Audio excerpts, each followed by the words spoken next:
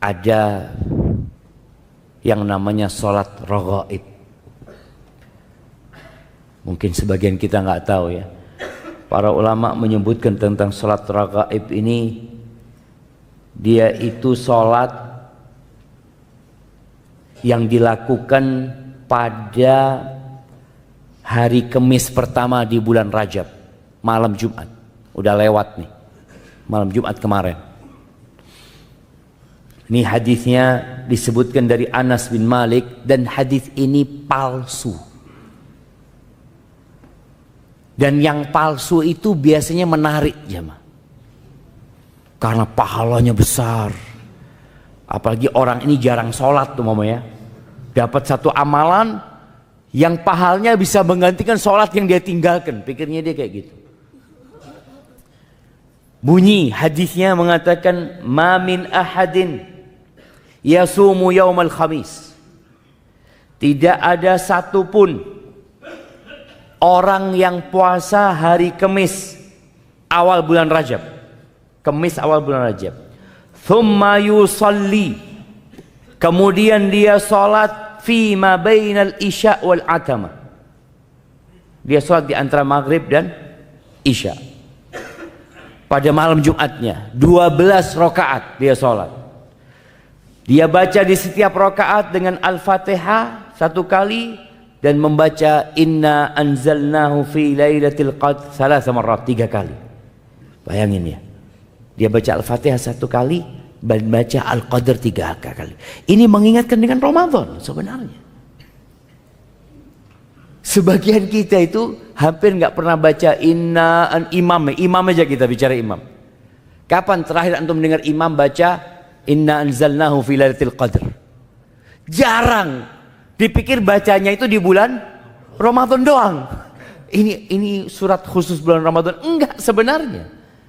Tapi sebagian orang membaca hal itu hanya di bulan Ramadan. Padahal kita baca sepanjang tahun.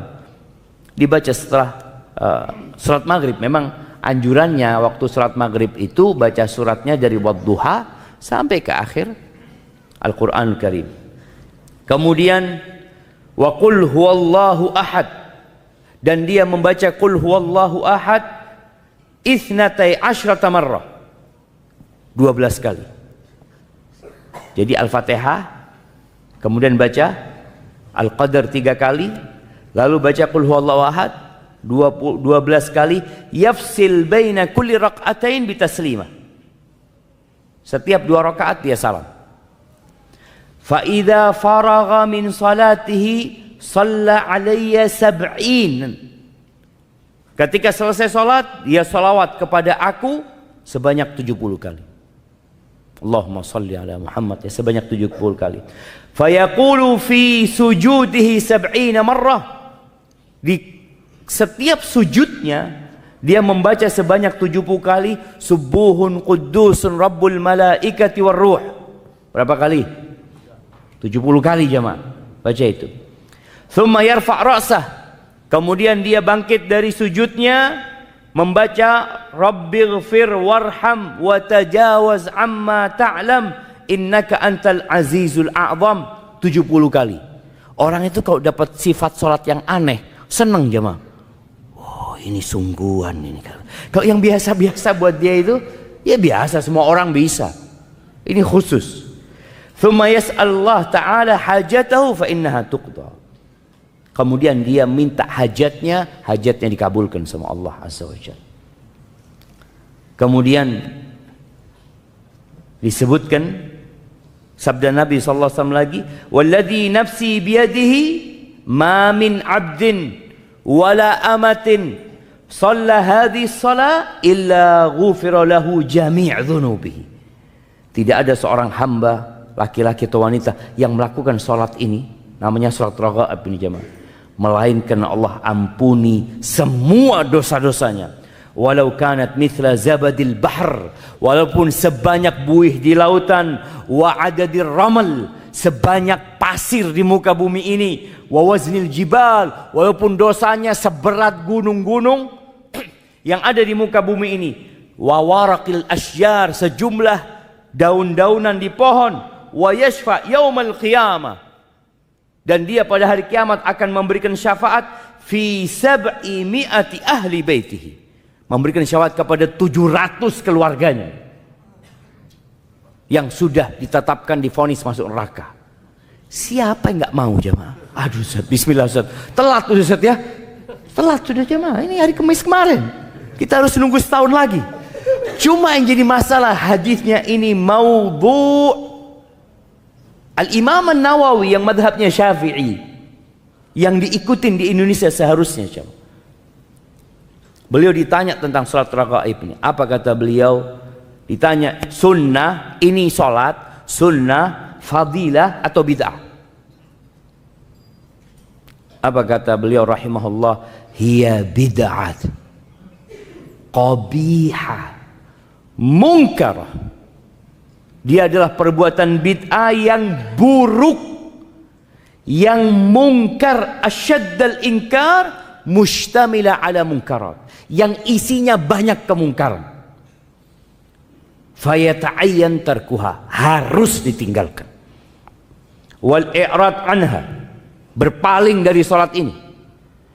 Wa inkaruha ala fa'iliha, dan orang yang melakukan itu harus diingkari, nggak boleh dibiarkan. Wala yughtar bi kathratil fa'ilina laha, jangan tertipu dengan banyaknya orang yang mengamalkan hal itu. Di berbagai negeri beliau mengatakan, wala bi kauniha madhkura fi qutil qulub, jangan pula terpedaya karena disebutkan dalam kitab Qutil Qulub kata beliau, atau di kitab Ihya Ulumuddin atau buku-buku yang lainnya, karena memang nggak ada itu seperti itu. Hadisnya palsu, panjang beliau menjelaskan hal itu. Mungkin sebagian orang tadi mempersiapkan diri untuk Ramadan dengan membersihkan diri dari dosa.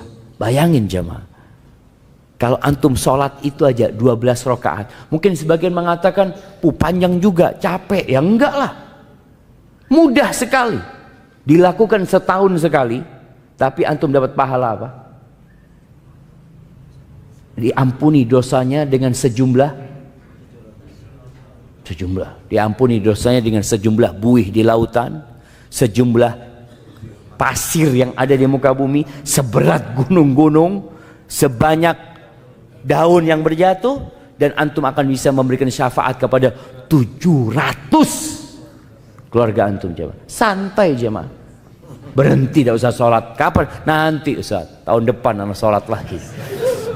Astagfirullahaladzim. Itulah jemaah, amalan-amalan yang tidak diajarkan Nabi SAW akan berdampak buruk kepada seseorang. Dia akan meremehkan dosa.